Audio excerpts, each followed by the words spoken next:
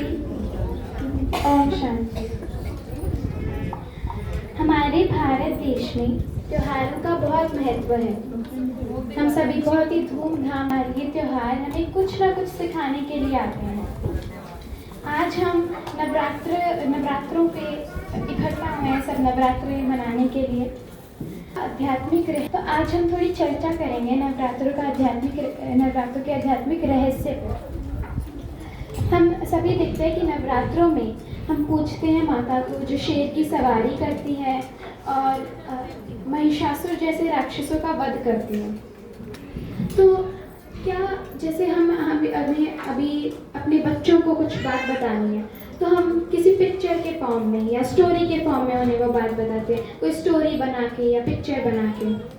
ऐसे ही हमारे पुरखों ने भी हमें समझाने के लिए बहुत सी चीज़ें पिक्चर और स्टोरीज़ के फॉर्म में बनाई हैं और उन्हें हम सच समझते हैं, लेकिन हम उनका असली अर्थ नहीं समझ पाते।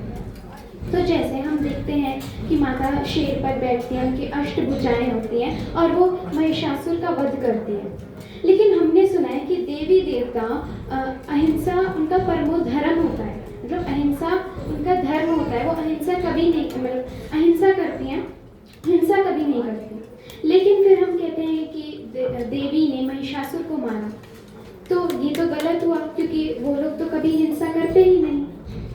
तो इसीलिए हमें ये सब बात समझनी है कि देवियाँ भी हमारे अंदर हैं और बुराइयाँ यानी महिषासुर भी हमारे अंदर है।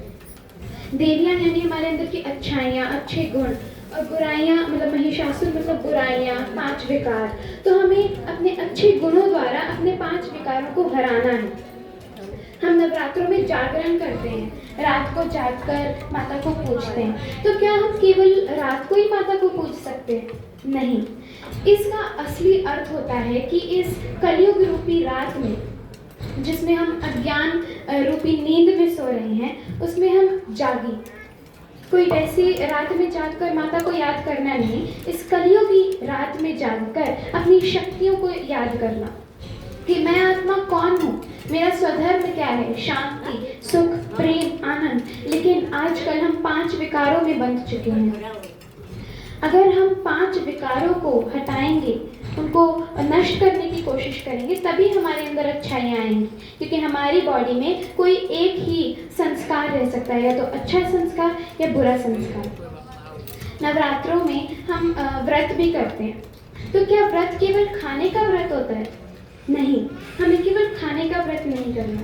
हमें बहुत सारे व्रत हम कर सकते हैं, जैसे इन 9 दिन मैं गुस्सा नहीं करूँगा या करूँगी, और इन 9 दिन मैं रोज़ सुबह उठ के मेडिटेशन करूँगी। और केवल 9 दिन नहीं, अपनी पूरी ज़िंदगी। क्या हमें केवल 9 दिन अच्छी ज़िंदगी जीनी है? क्या हमें केवल 9 दिन एक सात्विक लाइफस्टाइल फॉलो करना है? नहीं, हमें पूरी ज़िंदगी एक अच्छी और सात्विकता से भरी हुई ज़िंदगी जीनी चाहिए।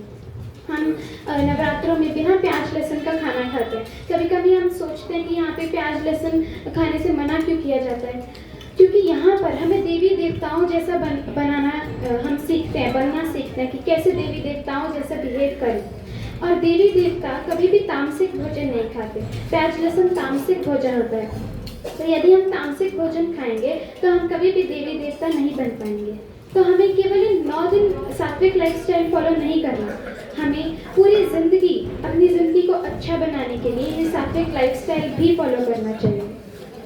नवरात्रों में हम व्रत करते हैं, जागरण करते हैं, और भी हम बहुत सारी चीज़ें करते हैं जिनका बहुत आध्यात्मिक रहस्य होता है। जैसे हम दिया जलाते हैं।